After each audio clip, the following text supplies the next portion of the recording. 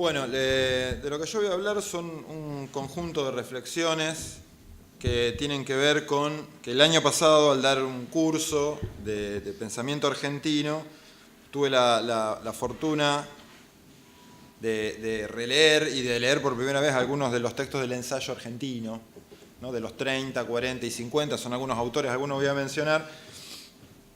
Y bueno, de esa experiencia salieron estas reflexiones que tienen que ver un poco con un catálogo de críticas que se le han hecho al ensayo argentino. Voy a dar nombres para que Ezequiel Martínez Estrada, Héctor Murena, Carlos Bastrada, son todos diferentes los autores, Rodolfo Kusch, sobre todo la seducción de la barbarie. No son solo esos, son mucho más. Yo con eso ya me doy por satisfecho, como para dar un ejemplo de que estamos hablando de ensayismo, y hablo del argentino, aunque también en otros países de Latinoamérica se pueden encontrar autores similares.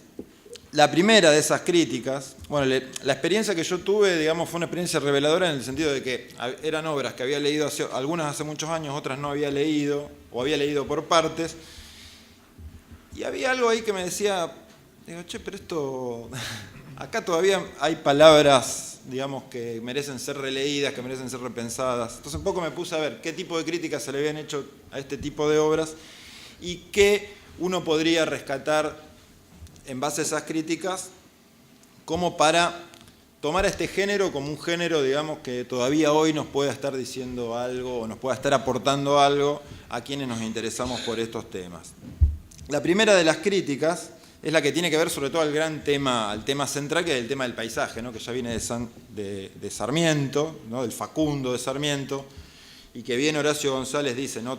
El ensayo argentino se encarga de llevar la idea de que el problema argentino el problema de la Pampa es la extensión, esta idea del paisaje, llevarlo al paroxismo, ¿no? Todas las obras, ¿no? Tanto la de Ezequiel Martínez Estrada con las invariantes metafísicas, espaciales que hacen imposible la historia o que haya algo que pueda cambiar en Argentina, o el pecado original de América, de Murena, o la idea de vegetalidad que también podemos leer en La seducción de la barbarie de Kusch. Todos giran entre la idea de Sarmiento. Y la primera de las críticas es la de Roig, la de la historia de las ideas, donde lo primero que dicen es que en este tipo de obras, si bien todas fundan algún tipo de cronología, lo que queda fuera es la historia, ¿no? La idea de paisaje es una idea que deshistoriza. Eso también lo podemos poner en discusión, lo podemos matizar un poco, pero yo tampoco me quería meter. Pero a esto Roig le llama el telurismo, ¿no? Y el gran problema es, a la par, digamos, para un historiador de las ideas, a la parte de deshistorizar, el peligro del romanticismo o una visión negativa del romanticismo que pueda caer en ciertas ideas del Volksgeist o bueno, de aquellas derivas del romanticismo que son más europeas. Entonces, la principal crítica entonces es con este núcleo ontológico vitalista, ¿no? Esta idea de que el espacio tiene vida propia y por lo tanto desarma o trampea o imposibilita toda posibilidad de comunitario, toda posibilidad de actividad humana, sea la histórica, etcétera, etcétera. La otra de las críticas, que yo la llamé epistemológica, ¿no? Desde los años 60, y es cuando se funda la sociología científica en Argentina, y que viene, bueno, de la mano de Gino Germani. Es una crítica epistemológica en el sentido de que lo primero que mira es que en todos estos autores no hay un método desde el punto de vista que lo pueda pedir la ciencia, que pueda verificar la validez de sus enunciados, por decirlo en términos de la sociología, ¿no? Y una frase como para resumir, que Gino Germani dice, bueno, leí toda la obra de Ezequiel Martínez Estrada y no encontré un solo enunciado con sentido, ¿no? En el sentido de que, bueno, no puedo verificar ninguna de estas cosas que Martínez Estrada escribió. Y la tercera y última de las críticas que voy a hablar viene del lado del existencialismo, de los 50, el existencialismo argentino, anclada sobre todo en la noción de compromiso sartreano, donde se les achaca, ¿no? la incapacidad de estos autores y de estas obras de armar un proyecto colectivo, ¿no? Y sobre todo, o una propuesta de una teoría de cambio social, ¿no? Aunque, y esto es una visión mía, si bien eso es cierto, uno podría decir, digamos, en el último capítulo de la radiografía de La Pampa, si bien con un gran pesimismo, porque la salida es solo individual, y en eso sí, no es colectiva, de una manera la idea de Ezequiel Martínez Estrada de asumir conscientemente los problemas que él está viendo y no dejarlos en el inconsciente, por eso se le ha tildado la solución estradiana de psicoanalítica, ¿no? Como sentarse en el diván y asumir. Pero también hay una cuestión ética del crítico, ¿no? Una cuestión de la ética crítica, no cesar en la crítica a pesar de que la visión estradiana es absolutamente pesimista. No, bueno, por eso, digamos, a Ezequiel Martínez Estrada siempre le valió como figura intelectual le valió la idea de profeta, ¿no? En el sentido de aquel profeta que está solo, enunciando solo y contra todos. De todas maneras, como todas estas obras también, la historia de las ideas le ha dado la etiqueta de intuicionismo ontológico. Y esto es una idea también personal que la podemos discutir, esta idea de intuición, que sí podemos encontrar mucho en estas obras, yo la rescato totalmente, sobre todo en lo que es mi experiencia personal, ¿no? ¿Y a qué me refiero? A la importancia de la intuición como actitud previa a cualquier investigación. Eso lo digo ya como un estudiante burócrata, ¿no? Uno después, y ahí sí uno diría, bueno, ahí después viene el método a ayudarnos a ver si esa intuición, y no quedarse solo con la intuición. Y ahí viene un poco de qué es lo que yo revalorizo en estos ensayistas, ¿no? La capacidad de tener como una mirada que va un poquito más allá, aunque después el valor de verdad de eso que están viendo uno podría cuestionarlo, y algunas cosas sí, algunas cosas no, o por lo menos podría discutir. La segunda de las cuestiones que podemos encontrar es, en todas estas obras podemos encontrar una intensa producción de alegorías. Bueno, yo nombraba lo vegetal, los pecados, alegorías, símbolos, y también una idea de que en su estructura, lo que hace también que haya un poco de dificultad leerlas, ¿no? Sobre todo en Martínez Estrada también, el uso constante de la paradoja, ¿no? Todo párrafo siempre termina con lo contrario de lo que comenzó afirmando, entonces con lo que uno queda hasta un poco desahuciado. Un poco también porque ahí hay también un uso del aforismo, por eso, y eso viene al tercer tema, digamos. Estas obras, si bien se piensan como totales, no son totales, son un conjunto de aforismos que tienen una cierta cronología, una cierta unidad temática, pero uno las puede leer. Y esa viene a una de las potencias que tiene el ensayo, no el argentino, sino el ensayo en general, ¿no? Que es un impulso antisistemático, ¿no? Ninguno de estos pensamientos van a terminar formando sistema. Y ahí viene una ventaja, ¿no? Una ventaja desde el punto de vista del pensamiento, ¿no? Nunca uno va a quedar encerrado en una totalidad, si lo podemos decir desde el punto de vista filosófico. Estas obras entre sí tampoco son un sistema de pensamiento, porque todas dicen cosas bastante diferentes. Pero hay un problema, y esto un poco hablando un poco del texto de Adorno, el ensayo como forma. Digamos, todo impulso antisistemático, o lo antisistemático que tendría el ensayo como género, es siempre contra una filosofía sistemática. Y uno debería preguntarse, bueno, y en el caso de estos ensayistas, ¿cuál sería el sistema con el cual están? Y ahí tenemos un problema. Digamos, tratar de armar un sistema de pensamiento, uno diría, en el caso que estoy hablando de argentino o latinoamericano. Bueno, en el caso de la filosofía, es toda una cuestión hablar de ese tema. De todas maneras, o sea, donde el ensayo quedaría más como una excepción que como una regla de crítica a un sistema. Digamos, no hay un Hegel en Argentina, digamos, como donde uno podría decir, bueno, escribo contra tal sistema, contra tal otro. De todas maneras, que en el caso personal para mí no sería un problema que no haya un Hegel argentino, uno puede ser un ensayista sin tener que escribir contra un Hegel argentino. El riesgo que tenemos a que no hay un sistema con el cual el ensayo pueda ser el margen, lo que sí, el riesgo que hay es que pueda devenir tanto en una escritura autoindulgente como en una lectura demasiado benevolente, que no es lo que yo pretendo hacer, o sea, no ensalzar el ensayo por el ensayo mismo. Y por último, y para terminar,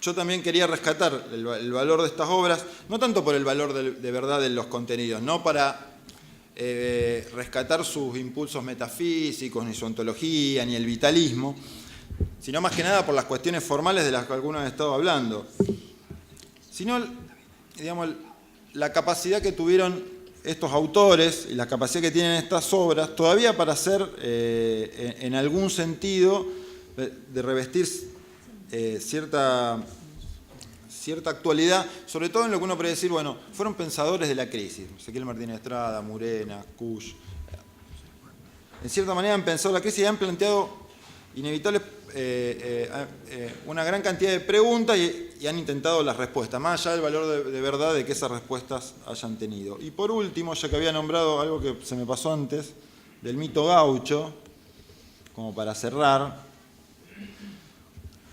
siempre, más allá de la idea del mito gaucho, no el gaucho como el mito que podría, en el que se podría, en el que se podría armar algo comunitario argentino.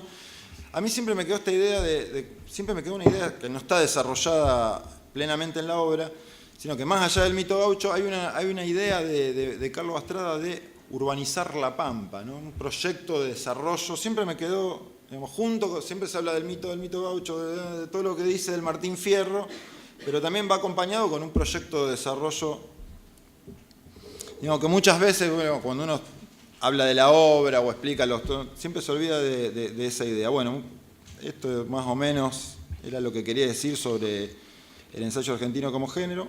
Cualquier cosa podemos hablar un ratito después. Muchas gracias.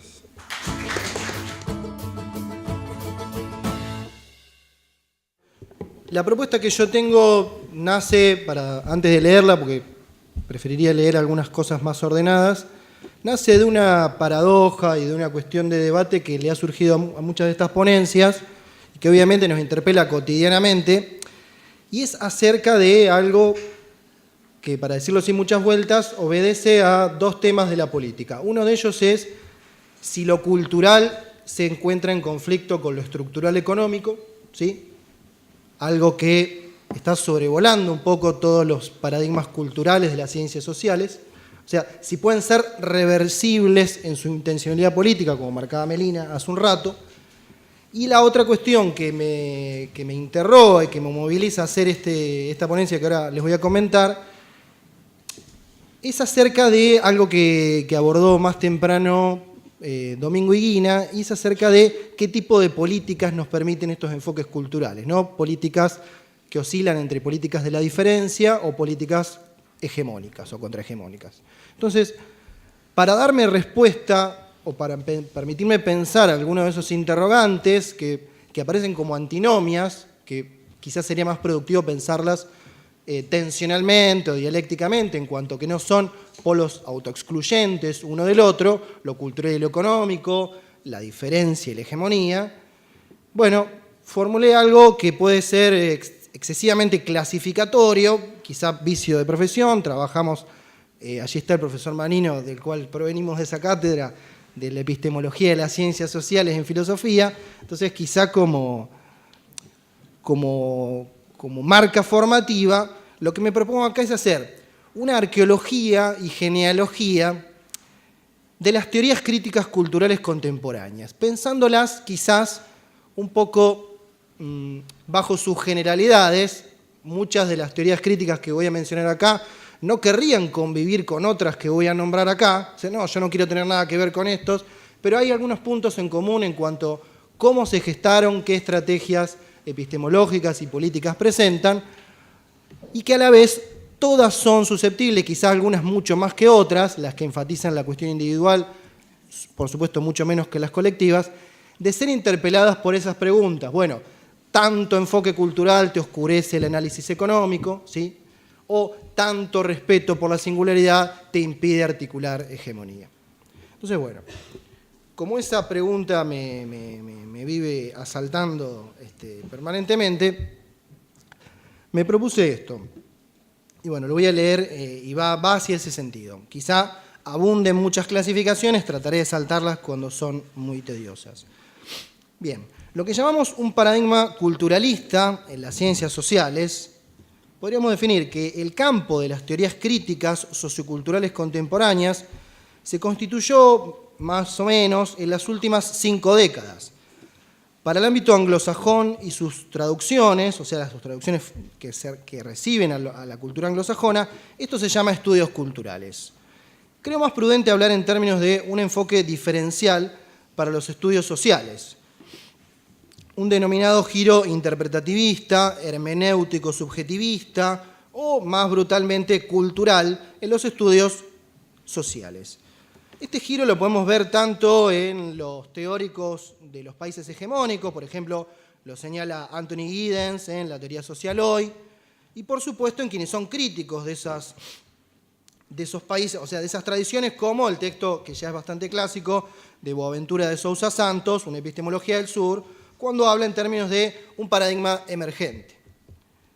Nota al pie, quizás cuando hacemos lecturas desatentas o despolitizadas, puede pasar porque esas rupturas epistemológicas, tanto la de un giro hermenéutico o de un giro hacia la alteridad de la ciencia, aparezcan como meras rupturas científicas, en clave, podríamos decir, de Thomas Kuhn, y creo que es más pertinente encuadrarlas, sin perder esta clave de ruptura, también en términos de estrategias políticas y mutaciones ideológicas. O sea, leer también esta ruptura en términos de genealogía política. O sea, ¿por qué sucedió esto en las ciencias sociales?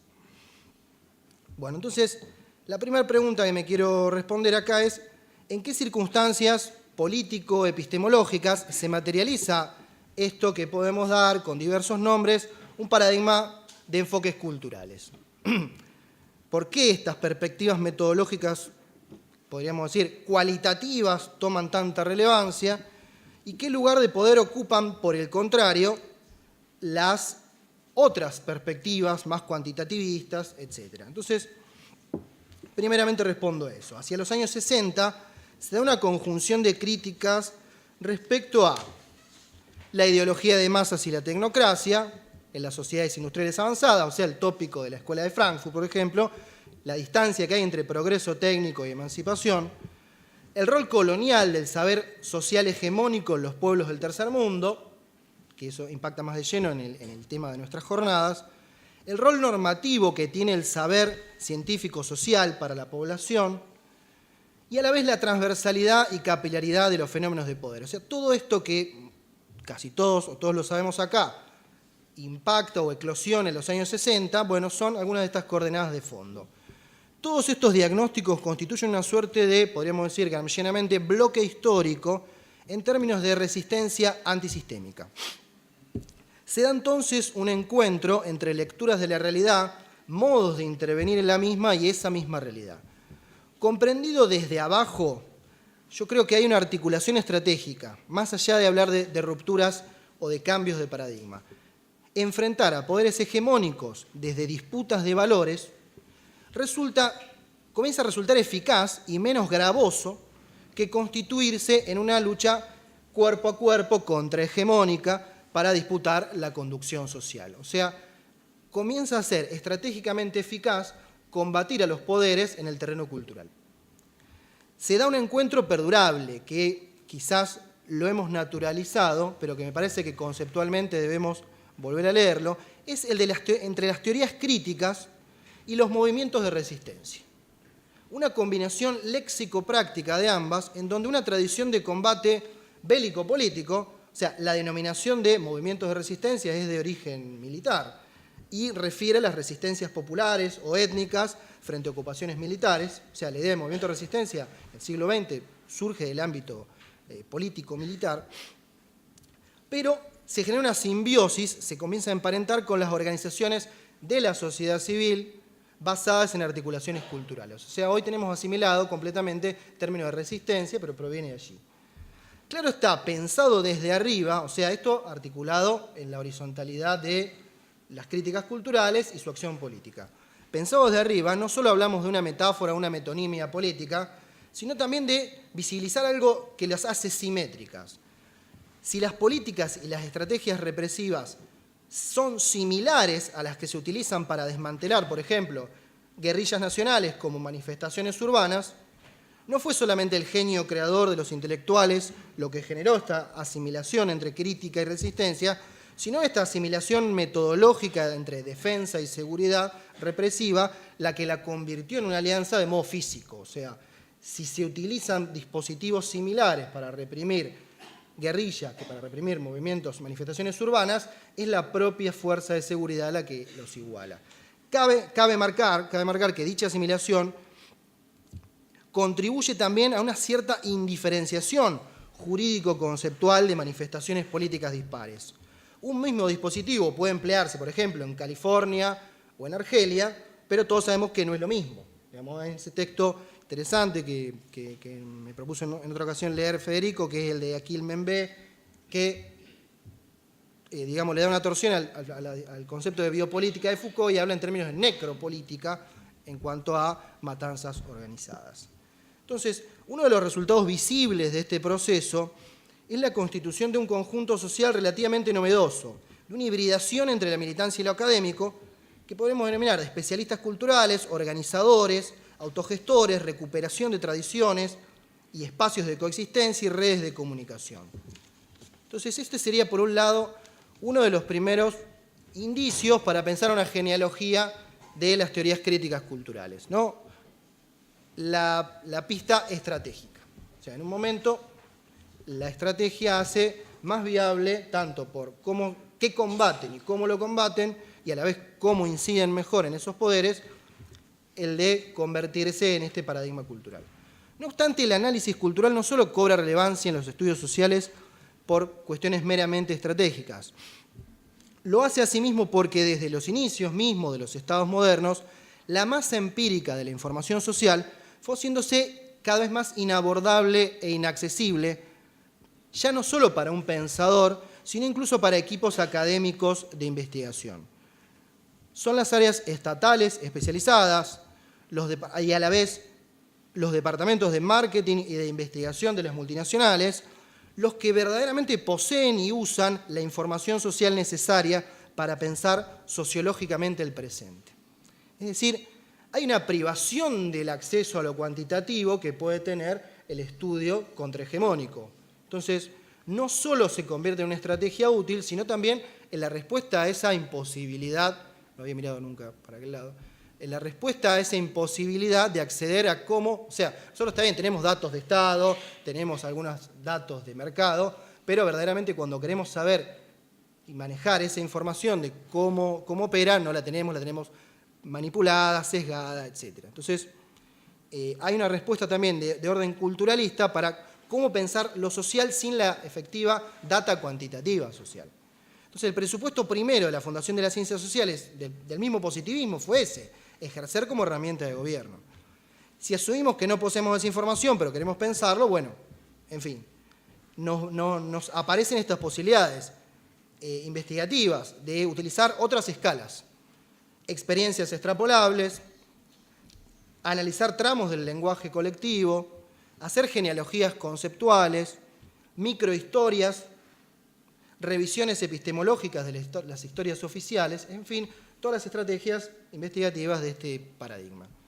De hecho, también esto como una nota a pie, solo cuando aparecen cambios en la disposición de los archivos de parte del Estado o del mercado, podemos volver a iluminar campos sociales cuantitativos, ¿no? Cuando aparecen cambios en las políticas estatales de los archivos, o cuando aparece este mito de seguridad que es la desclasificación de archivos o la filtración de los mismos. O sea, solo cuando aparecen esas novedades fuertes en términos de archivo podemos volver a enumerar lo cuantitativo, pero fuertemente estamos muchas veces limitados a pensar esas escalas para pensar el todo. Entonces, en función de esta primer genealogía, o sea, pregunta de la proveniencia de la teoría crítica cultural, me lanzo acá a algo que podríamos complementar como su arqueología. Es decir, una disposición, una distribución eminentemente clasificatoria de varias de estas tendencias para luego encontrar por qué hablo de afinidades. Entonces, podríamos hablar de unas cuantas, es decir, bueno, ¿Por qué esta la decís tantas veces, esta no tanto? Bueno, podemos decir, medio como en orden cronológico, una izquierda postpartidaria que tiene lecturas estructurales, que ve disfuncional la vía política orgánica, que es excesivamente teoricista y que piensa estratégicamente en términos de alianzas intelectuales populares. Quizá podemos pensar, no sé, Rancière, algunos teóricos en ese estilo.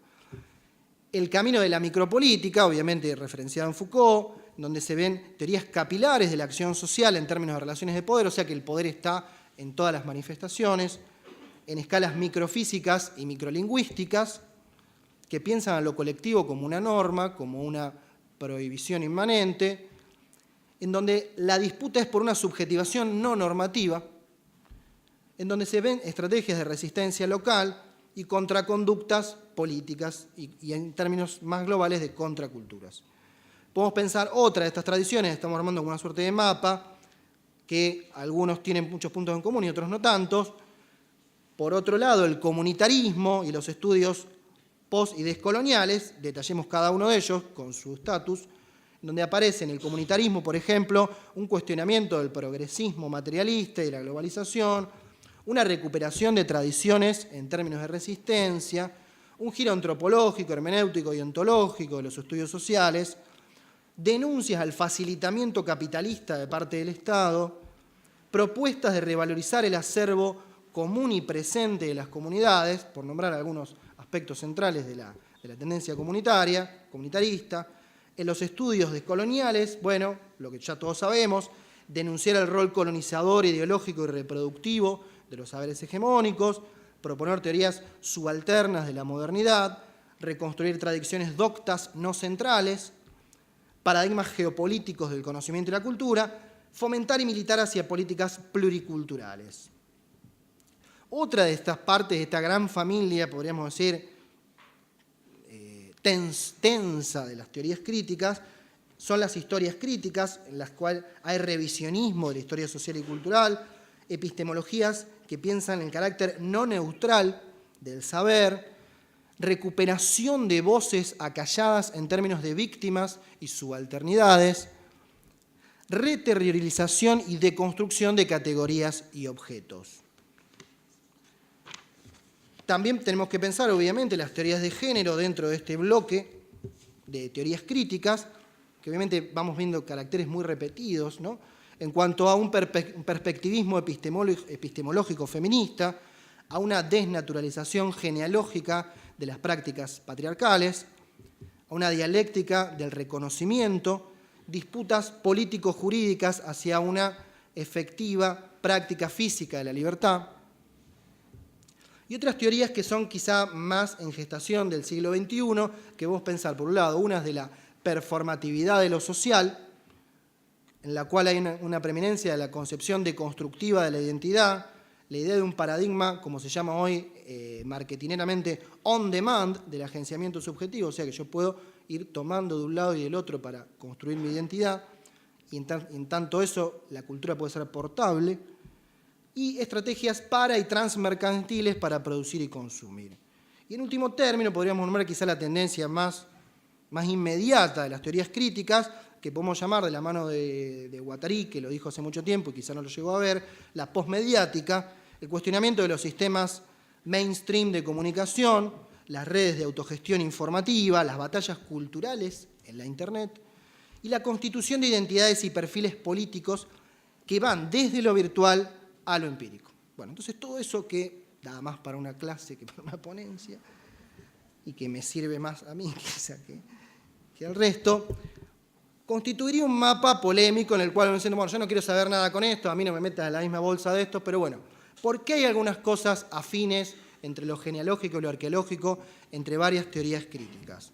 Bueno, podemos decir que en general prevalecen epistemologías de base política, que piensan el carácter no neutral e ideológico del saber hegemónico. Entonces, eso es un punto que atraviesa, creo que a todas.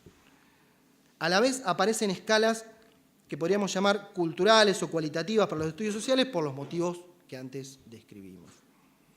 Y en un nivel práctico político, podemos decir práctico o político ya era lo anterior, se da un desocultamiento ideológico de experiencias que quedan cubiertas por la ideología.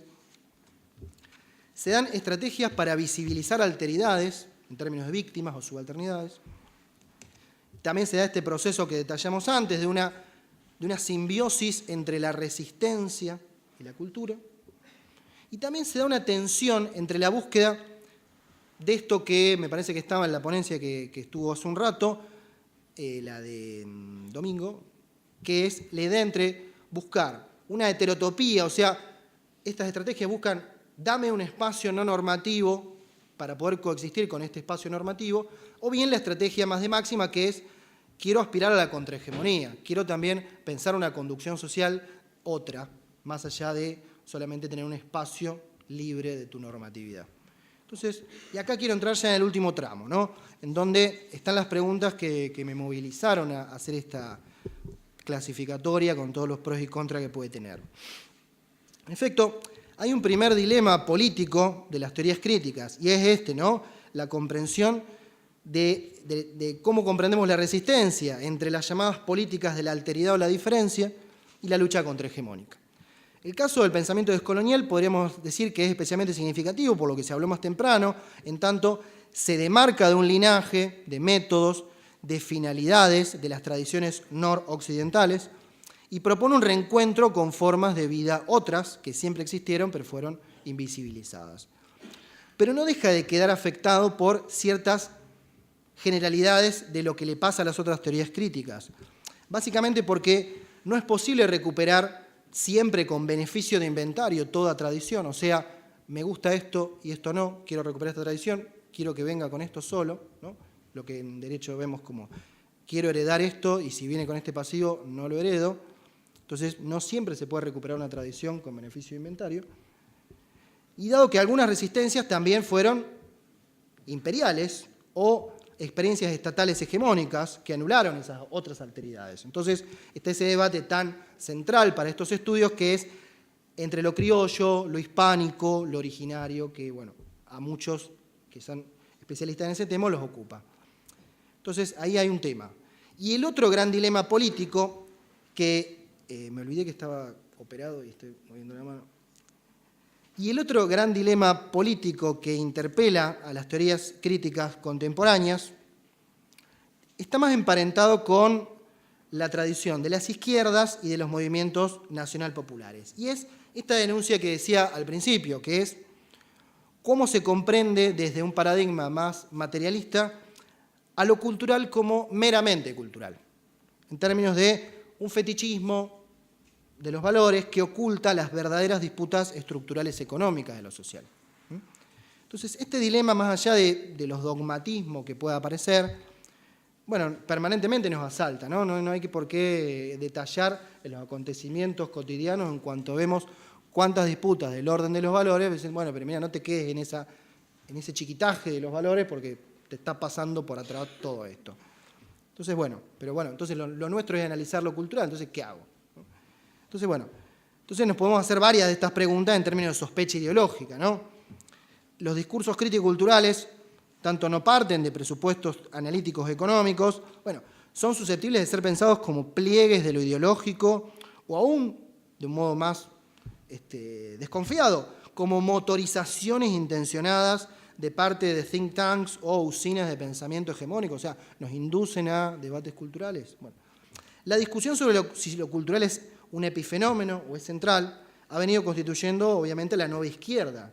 Puede leerse, por ejemplo, para no entrar detalladamente, 3 textos que hacen a ese debate, ¿no? El de Jameson, el de Frederick Jameson sobre los estudios culturales, el de Judith Butler sobre el marxismo y lo meramente cultural, 2 posturas un poco opuestas, y uno más reciente de Michael Thompson, que está en inglés, que dice sobre la domesticación de la teoría crítica, o sea, como diciendo, a la teoría crítica le sacaron el aguijón y discute valores y ya no discute economía. Es decir, hay todo un debate al interior incluso de las izquierdas en cuanto a que lo cultural se ha convertido en algo boutique, gourmet y no discute el sistema. Digamos, en cuanto al carácter inducido, obviamente esto no hay que explicárselo a nadie, ¿no? Hay usinas de pensamiento, circuitos editoriales, importación, exportación académica, agentes oficiales, franquicias, por el lado de la trama teórica, ¿no? Especialistas que nos meten unos temas, bueno, tenemos que consumirlos. Y por otra parte, mucho más generalizada, obviamente desde lo mediático, bueno, para no andar en esto, todos lo sabemos, ¿no? Esto es muy claro. Lo que pasa es que también desde esa perspectiva nos queda sin explicar por qué algunas cosas tienen pregnancia y otras pasan de largo, ¿no? Entonces no es una clave autosuficiente la de los debates inducidos.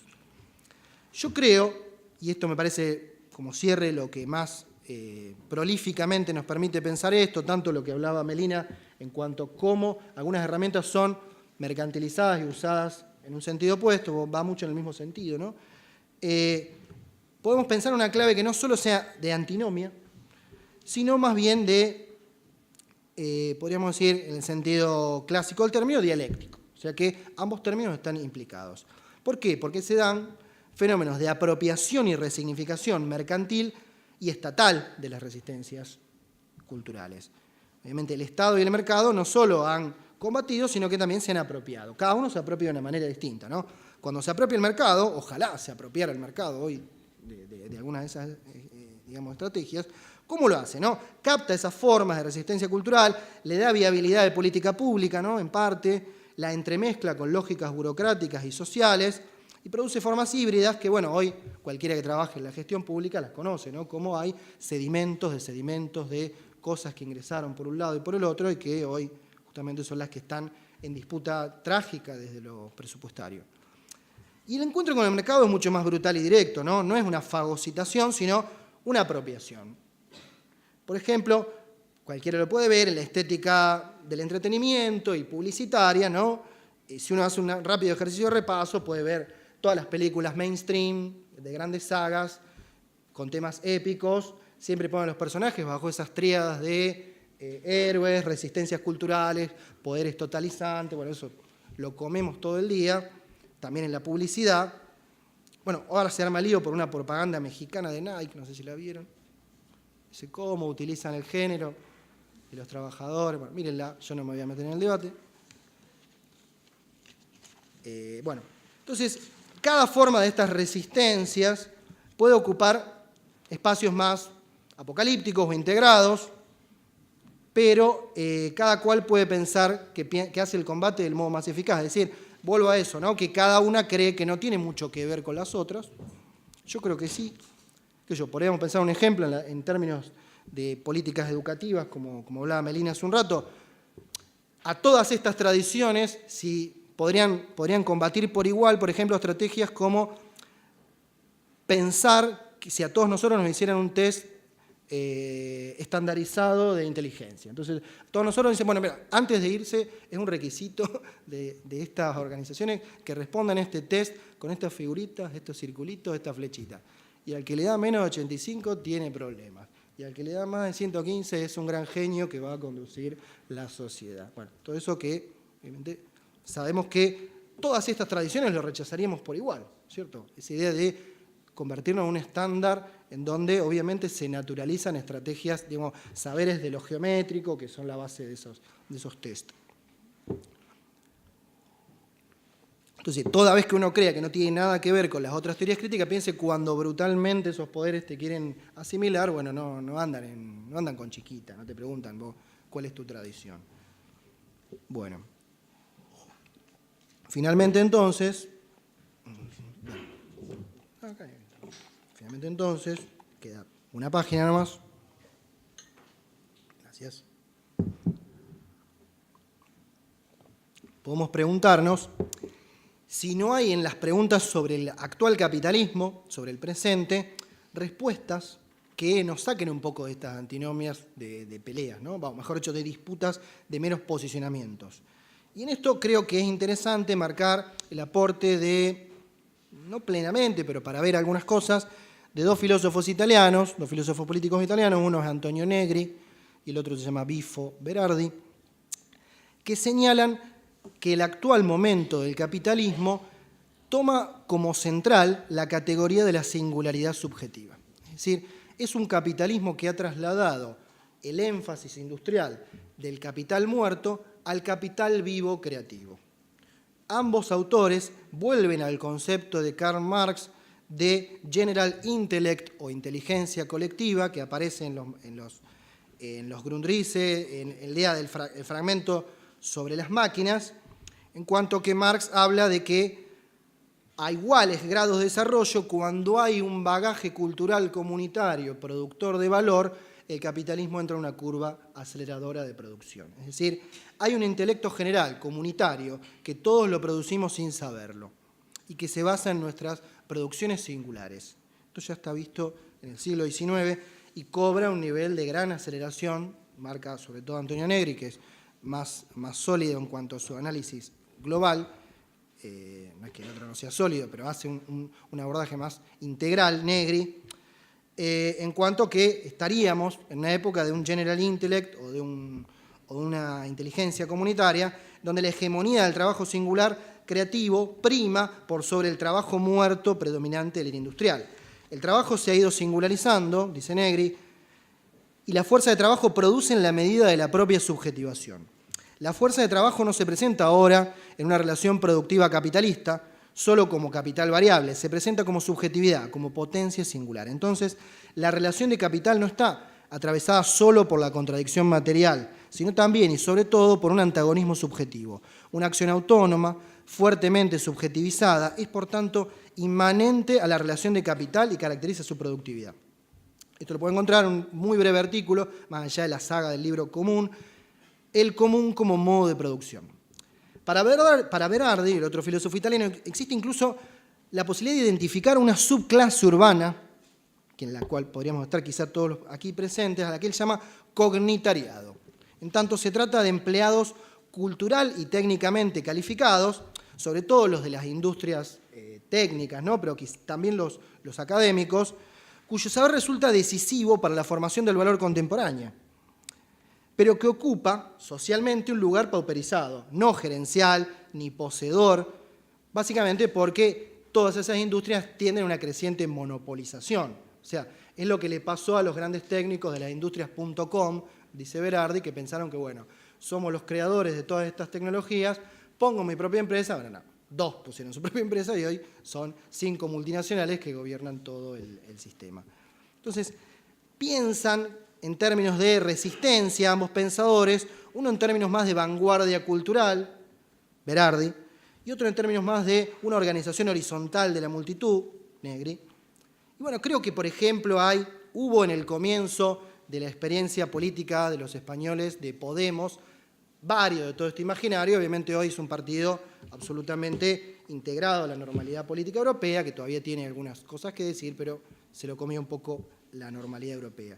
En suma, digo, para cerrar, podemos ejercer nuestras formas de crítica de decisiones teóricas y prácticas muy claras y fundadas, direccionando nuestra acción hacia fines bien diferenciados, ¿no? Podemos pensar que no tenemos mucho que ver con los otros.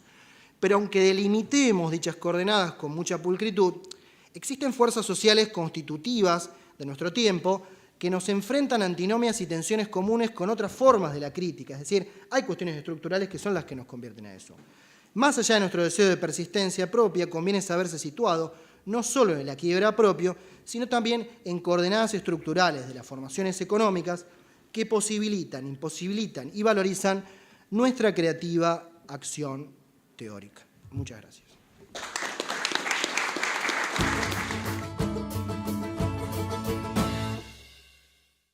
Yo voy a hablar de un poema.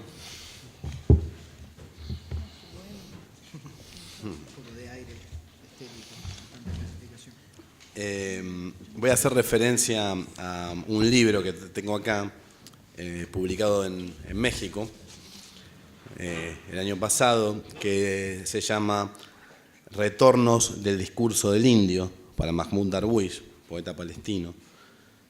Este libro que tengo acá, después se los muestro, presenta 6 traducciones del poema del discurso del indio, escrito originalmente en árabe. Se llama Poema del discurso del indio, el penúltimo ante el hombre blanco. Y acá tenemos la traducción al español y después a varias lenguas originarias de México. Y es un libro abierto porque el proyecto que pertenece está bajo, digamos, la égida de un proyecto que se llama Heteronomías de la Justicia, de Exilios y Utopías, que está inscrito en el Instituto de Filológicas de la UNAM. Está llevando adelante en este momento una traducción acá en Rosario al com, al mapuche y al mocovi. Entonces, bueno, es un libro, una rara avis, porque se trata de un libro, digamos, abierto y en proceso. Las lenguas originarias son entonces el mazateco, el chinanteco, el mixe, el zapoteco y el maya de Yucatán, decíamos. Este texto, el poema de Darwish, fue escrito en el año 1992, el año del 500 aniversario. 1992 es una fecha crucial, bueno, el adjetivo crucial no es inocente. Una fecha crucial que refiere a 1492, un año que iba a anudar el destino de los indios de América, por un lado, con el de los moros y los judíos expulsados de la península ibérica. El poeta palestino Mahmoud Darwish, exiliado y perseguido, se hace eco de un acontecimiento mítico, porque el poema hace referencia a un supuesto discurso que Noah Self, anglicanizado, perdonen el neologismo, jefe Seattle, Chief Seattle, gran jefe de los Duwamish, habría pronunciado en 1855 frente al gobernador del territorio de Washington, Isaac Stephens, para que fuera transmitido al entonces presidente Franklin Pierce. Bueno, esto es un poco como los cuadernos de los que se habla ahora, ¿no? Ese supuesto discurso original nunca apareció en la lengua original, apareció, sí, 32 años más tarde, publicado una traducción en inglés de alguien que tuvo el original frente a sus ojos, pero después no se sabe qué pasó. Pero bueno, más allá del mito sobre el discurso del jefe de los Duwamish, Darwish en el poema, digamos, le da la voz al indio piel roja. Darwish ilumina, ¿no?, la comunidad de esas experiencias aparentemente lejanas, ¿no?, el sufrimiento de los indios y la expulsión de moros y judíos. Y esas experiencias se vuelven aún más desgarradora porque los judíos expulsados 450 años más tarde expulsan a la mitad de la población palestina, Darwish entre ellos. Los que lograron quedarse, al igual que los indios de América, que sobrevivieron a las matanzas, las enfermedades, la esclavitud y el despojo cultural, fueron convertidos en extranjeros en su propia tierra, condenados a una especie de exilio domiciliario, o según las palabras del propio Darwish, a encontrarse en una especie de presencia de una ausencia. 1992, decíamos, es el año también de la segunda edición de La Cuestión Palestina de Edward Said, hablando de estudios culturales. Y ese año también, bueno, entonces decíamos, 500 aniversario de la conquista de América, de la expulsión de moros y judíos, reedición de La Cuestión Palestina de Said. Ese año también Rabin es elegido primer ministro de Israel. Al igual que 500 años antes, quienes hablaban la lengua de la paz y la civilización solo traerían más despojo y muerte a los colonizados. Y bueno, también quería mencionar que ese aniversario es lo que, como todos sabemos, lo que le dio impulso un par de años más tarde al movimiento zapatista. El discurso del indio, de Darwish, retorna también en Argentina. Retorna como un espectro que creíamos haber dejado atrás, arrastrados por las fuerzas del progreso y del desarrollo. Acostumbrados a repetir el mito de las élites liberales sobre la identidad nacional, los discursos populistas y de izquierda han reproducido, en su mayoría, la idea de que nuestros paisanos los indios, como decía San Martín, forman parte del pasado. Hemos exterminado a los negros y a los indios, nos repetimos en Argentina, ignorando que más de la mitad de nuestra población tiene sangre indígena y que la herencia afroargentina no se consumió como carne de cañón en la guerra del Paraguay.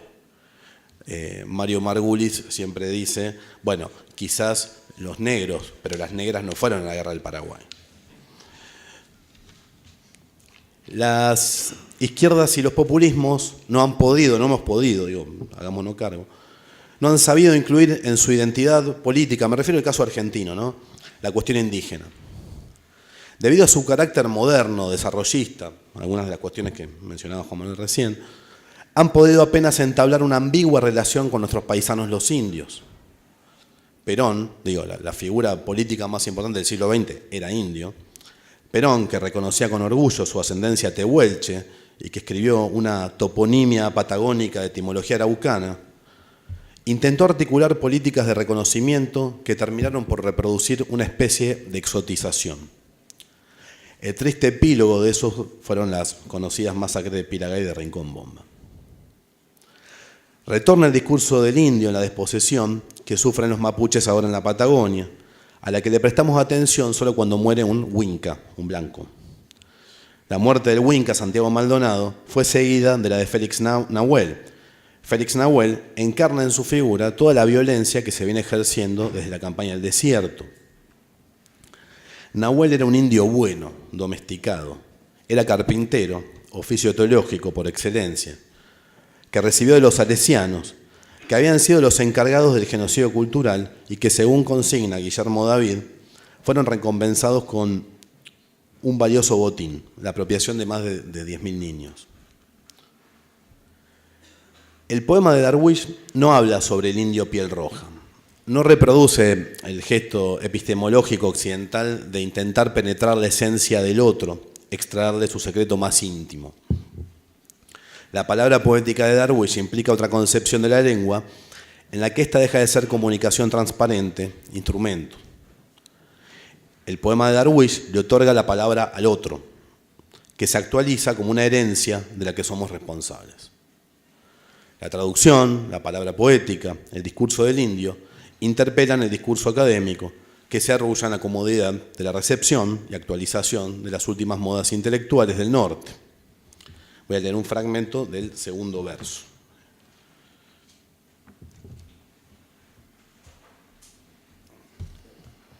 El segundo verso, bien. El Señor de los blancos no entenderá las antiguas palabras. Aquí, en las almas libres entre el cielo y entre los árboles. Pero Colón tiene el libre derecho de encontrar la India en cualquier mar. Y tiene el derecho de llamar pimienta o indios a nuestros espectros. También puede romper la brújula del mar para que se alinee, junto con los erróneos vientos del norte. Pero él no cree que los humanos sean iguales como fuera del reino del mapa lo son el aire y el agua. Y que ellos nazcan como nace la gente en Barcelona, aunque veneren al Dios de la naturaleza que encuentran en todas las cosas, y no adoren el oro. Y Colón, el libre, busca una lengua que no halló aquí, y busca oro en los cráneos de nuestros ancestros bondadosos, y tuvo su porción de lo vivo y de lo muerto en nosotros.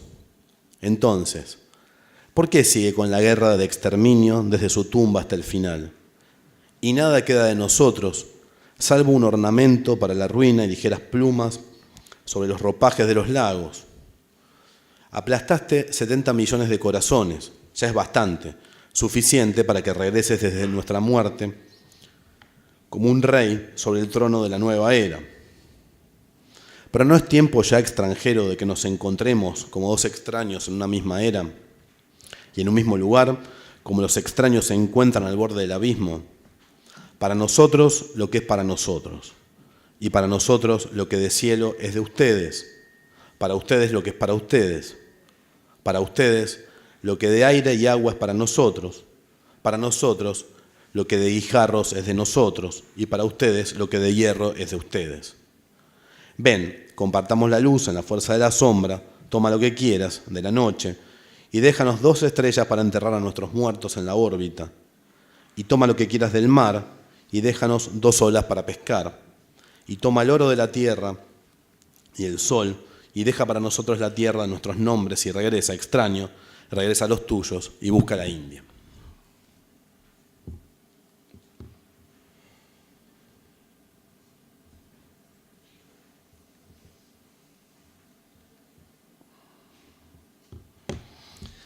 Bueno, Nosotros, acá en Argentina, decía, insistimos en negar nuestra herencia india en nombre de las fuerzas de la historia que nos arrojan engañados a buscar siempre la novedad, según la aguda observación de Mignolo, ¿no?, en el texto La idea de América Latina, e ignorar aquello que retorna. Podemos decir que, paradójicamente, son las mismas fuerzas de la historia, la misma lógica de la expansión del capital, ahora bajo la forma de la acumulación por desposesión, la que nos hace volver la mirada hacia otros modos de resistencia. La acumulación originaria de la que nos habla Marx, la violencia de la conquista colonial, es una forma violenta de desposesión necesaria, dice Marx, para el comienzo de una lógica de explotación normal u ordinaria, que sería la del plusvalor. David Harvey, vía Lenin y Rosa Luxemburgo, critica esta idea marxiana y sostiene que esa violencia originaria no sucede solo al principio, como acumulación originaria, desposesión extraordinaria, sino que coexiste con la explotación capitalista ordinaria. Desde esta perspectiva, procesos tan diversos como la expropiación de tierras y la expulsión de sus habitantes, los megaemprendimientos extractivistas y el despojo de las riquezas de un país a través del mecanismo de la deuda externa responden a una misma lógica. Esa lógica de desposesión va de la mano, por supuesto, con la tendencia de un uso cada vez más excepcional del derecho, hoy lo estamos llamando lawfare, en el que la frontera entre el Estado de Derecho y la violencia ilegal ejercida a cara descubierta por gobiernos y empresas se desdibuja cada vez más. Es por ello que la gubernamentalidad neocolonial, que se articula con la acumulación por desposesión, debe comprenderse, como señala Achille Mbembe, como citaba Juan, no tanto como una biopolítica, sino como una necropolítica, una política de la muerte. Y así como desde el punto de vista jurídico-político del estado de excepción podemos decir que potencialmente todos somos homini sacri, hombres sagrados, también podemos afirmar, junto con el filósofo camerunés, que la necropolítica le impone a todos los habitantes del mundo la amenaza del devenir negro. El devenir negro, o indio, o palestino, es la condición actual a la que estamos expuestos de ser despojados de todos nuestros atributos jurídicos, civilizatorios, culturales, lingüísticos. La ética heterónoma, en la cual se basa la filosofía de la liberación o parte de ella, no es un reclamo de justicia para el otro, sino que se trata de someterse a la justicia del otro. Se trata de una justicia para la cual resulta incomprensible la idea moderna de la expansión indefinida del desarrollo. El carácter finito de la economía de la naturaleza no admite la hibris, la osadía moderna de la progresión infinita y de la razón instrumental. Es en este sentido que debe entenderse uno de los apuntes de Benjamin a sus tesis sobre la filosofía de la historia. Dice Benjamin: Marx dice que las revoluciones son la locomotora de la historia mundial, pero tal vez se trata de algo por completo diferente.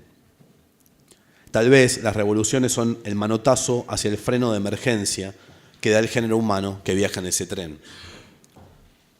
El discurso del indio retorna porque nos enseña que la resistencia a las diferentes modalidades de la acumulación por desposesión no puede articularse sin una crítica al ideal de dominio de la naturaleza, a la cual se refirió la compañera de Brasil, Claudia.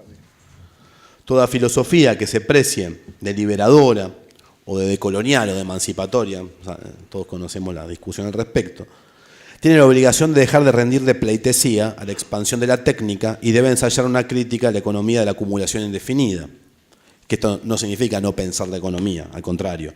Y en este sentido me parece fundamental el aporte, y en esto digo, hago un mea culpa. Yo recién me topo, quizás para otra gente, otros colegas acá con mejor formación en ciencias sociales, sea una verdad de perogrullo, pero me parece que el aporte de la antropología económica, digo, me refiero a los clásicos, a Polanyi, a Salins o incluso al mismo Pierre Clastres, en este sentido relativizan la mayoría de las categorías con las que nos solemos mover al respecto en el campo del pensamiento político, de la filosofía política.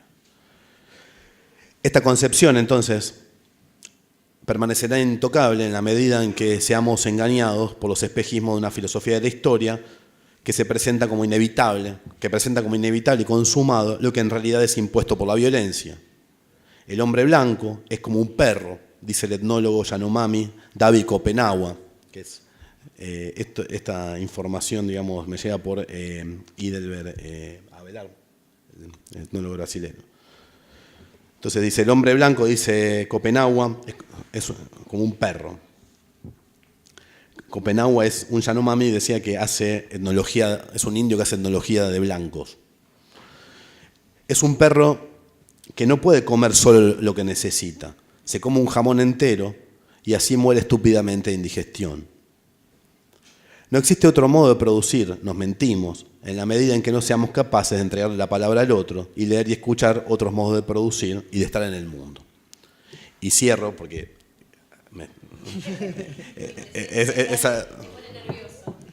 el mensaje es claro, pero no maten al mensajero. Y voy a cerrar con el penúltimo verso del poema de Darwish. Dice Darwish: largo tiempo pasará para que nuestro presente se convierta en un pasado como nosotros. Marcharemos hasta nuestro fin. Primero, defenderemos los árboles que vestimos y las campanas de la noche y una luna que deseamos sobre nuestras chozas. Y la indiscreción de nuestros siervos defenderemos, siervos con C. El barro de nuestra alfarería defenderemos. Y las plumas del ala de los últimos cantos. Pronto construirán su mundo sobre el nuestro, y sus caminos irrumpirán por nuestros cementerios hacia la luna artificial. Esta es la era de lo artificial, esta es la era de los metales, de un pedazo de carbón emergerá la champaña de los fuertes.